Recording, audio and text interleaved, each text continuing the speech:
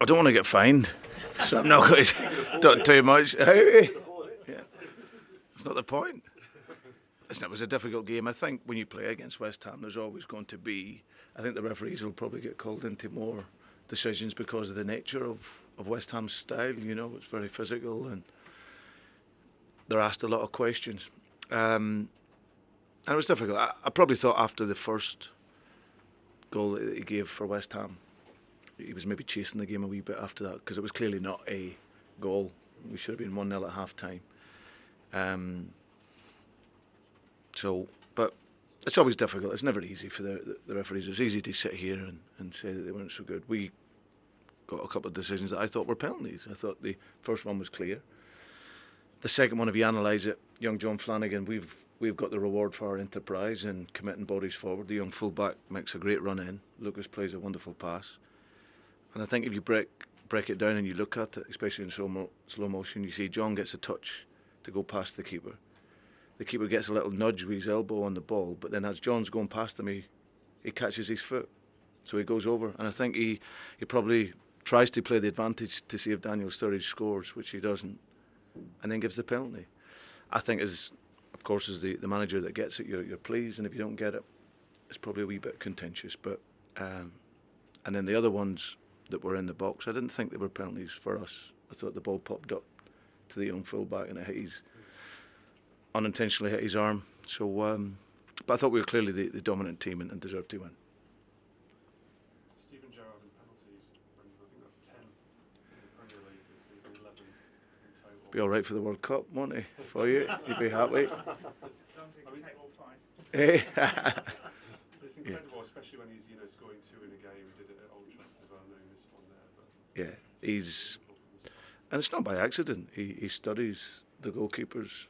He analyses, the pattern of where goalkeepers dive, where they make saves, and he's got great variety. He can pick the ball anywhere.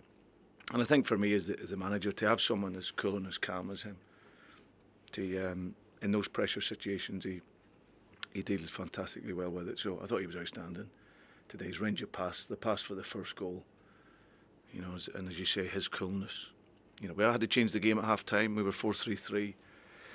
I'm always trying to get the 2 front boys in the team, but I didn't think it was quite sort of working for us. We couldn't dominate the game as much as I would have liked. And then we went to a diamond in the second half. That gave us the numbers in the middle of the field and put the 2 strikers closer together, which could stretch them a wee bit more. And I thought we were dominant second half. And Stephen was pivotal in that for us. Sorry? Yeah. Yeah. I thought the 2 centre-halves were outstanding. I thought they were outstanding. Andy Carroll, for me, is the best in Europe in that situation where the ball gets played up like that. He can either affect it to the goal or he sets people up. That direct style of football can be unplayable. But I thought Skirtle was brilliant today. When he challenged, when he drop off, when he intercept in front. And Zacko, as you say, been waiting his chance. Got players that are very committed to the squad. Lucas coming on second half as well, contributed. And so now we had to defend well for pressure, not so much shots. They had 1 shot on target. So, but you have to stand up and be counted, and we've done that. Next weekend, lots of commemorations for Hillsborough planned. It perhaps doesn't mean so much on the field, but a significant fit that you go into next weekend, top of the league. Does it mean anything about where the club's come in recent years, coming back, going into this weekend, top of the league? Well, I think it's brilliant that people are talking about the football of Liverpool, and you see the supporters. They're so happy with how they're seeing their team play and work.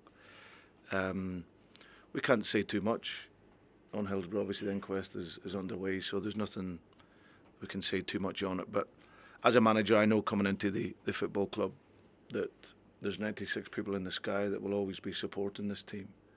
And as I said, we want to do it for the great support and the football family of Liverpool. And as I said, if we're to achieve anything this year, certainly they will always be in our thoughts. The 96 in the sky and the families that go with them. Brendan, how will your young team approach this game? Because there's so much on it. For someone it's like a career-defining game. How will they take it? Will they be confident? Will you play? Yeah, absolutely. Absolutely. I think it was interesting to hear Vincent talk about we're the best team that they've played. We should have won at the Etihad this season. We should have won there last season and drew 2 each. We should have beaten them at home. We were 2-1 up and then made a mistake. It was 2 each. So the team we've put together, the mentality is to be fearless. It doesn't matter who we play. We have to respect them because they've got world-class players. But it's about ourselves and the confidence that we have to play. And for the youngsters, they'll embrace it, enjoy it. There's no pressure on them. Just go and play, and whatever pressure I will take. But the most important thing is focus on the ball and the team and not yourself.